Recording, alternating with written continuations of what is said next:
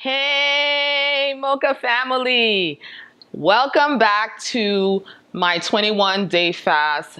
I'm giving you guys daily updates on what's going on with me this year. If this is your first time watching these videos, go ahead and take a look at day one, where I explain to you in detail what the parameters of my fast are.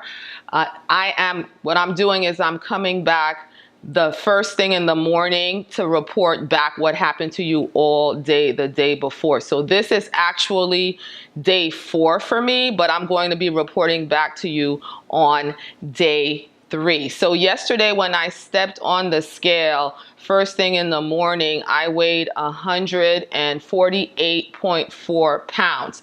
This morning when I stepped on the scale and took a picture, I weighed 146.8 pounds. So we're tracking my weight to see how much weight I lose while I'm doing this fast.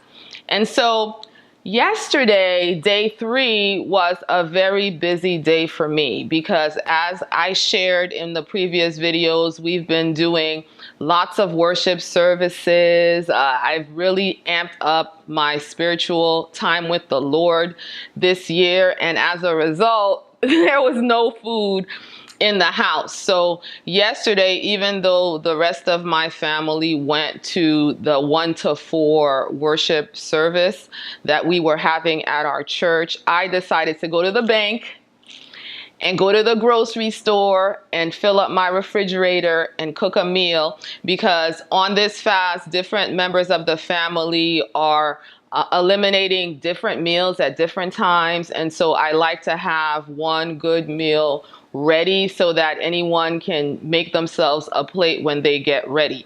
Me, I'm still doing the one meal a day. And so yesterday, my body adapted even more. I didn't have that extreme hunger period that I described, that I experienced on day 2 at all. Probably because I was so busy running around, going to multiple stores, doing what I had to do.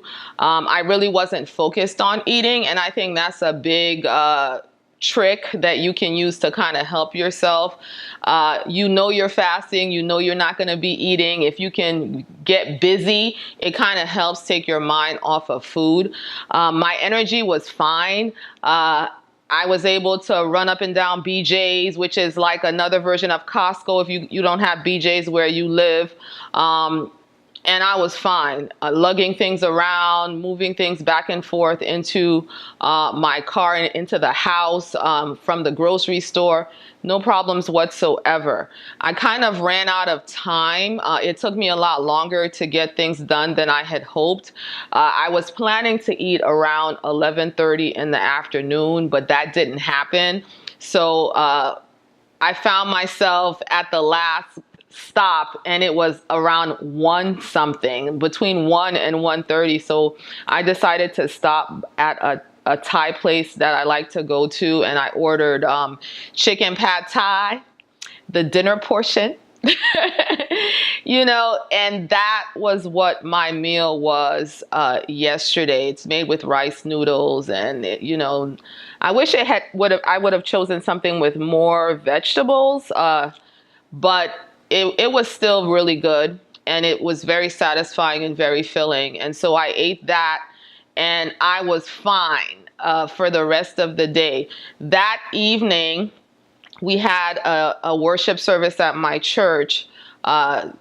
We have this service monthly, and it usually runs from 7, and we're usually not home until like between 11 and midnight, after you're hanging out with people and having a good time. And so I was really concerned because y'all know the green tea didn't work well for me last time. I was really concerned, but I was fine, you guys. I don't know if it's because I had a good night's sleep the night before. I had no problems with my energy during the worship. I had no problems staying awake during the message. And even afterwards, I wasn't crabby. A lot of times when I get really tired, I feel extremely crabby. I wasn't crabby at all. And I have to attribute it to the time I've been spending with the Lord, which is the most important part of this fast. And so I know you guys are waiting to hear me talk about what's in the title for this video. One thing that I've been experiencing, and I told you guys I was going to be very candid, open, and honest during this fast about what I'm feeling. One thing that I've been experiencing is increased libido. I don't think I've experienced this necessarily in previous fasts. At least I don't remember. But I want to talk to you guys about what God is showing me about sex, at least in my life. Usually when we do these fasts, the Bible talks about how, sexually as a married couple, you shouldn't deny yourself. You should have sex as much as both of you want, and each one should be sensitive to the needs of the other and try to meet one another's needs with respect, love, kindness, understanding. But except for a time of fasting, you can both agree that you're not going to have sex and fully devote yourselves to fasting. And so usually when we fast, we usually don't have sex. But this time, I've just been experiencing, more passion, more interest, more, increased libido. And so, I talked to my husband, and when I shared with him what I was feeling, he, we both agreed that we're going to keep that area open, and because clearly God is doing something.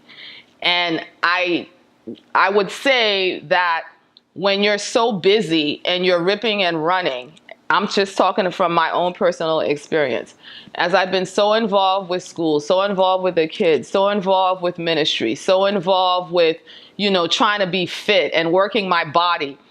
By the time my husband and I are able to connect at the end of the day, you guys, I've just been so tired, so run down, so out of it.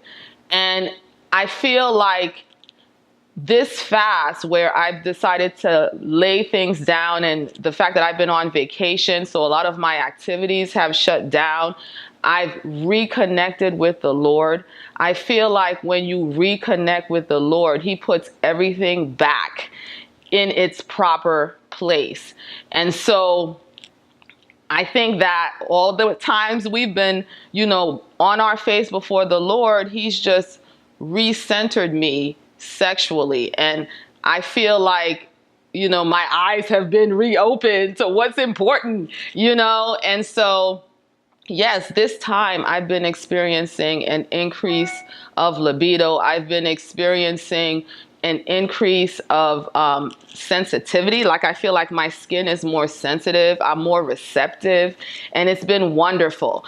And this might seem like an odd thing to talk about, during a fast, when, the Bible talks about a fast as a time when you're humbling yourself, and it's a time of suffering. But I feel like the fact that the Lord is having me make this experience, it really demonstrates to me that God is not against sex. He's against sex outside of marriage. He's against fornication. But in its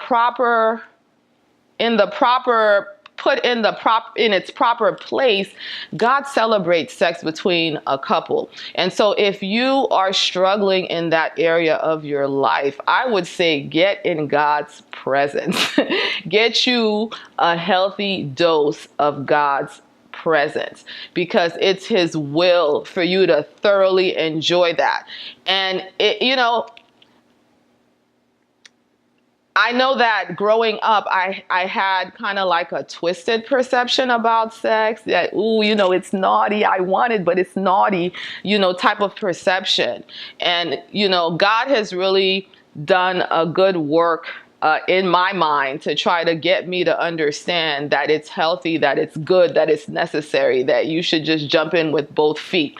And so with the fasting, I think one of the greatest benefits is having everything line back up the way that it's supposed to line up.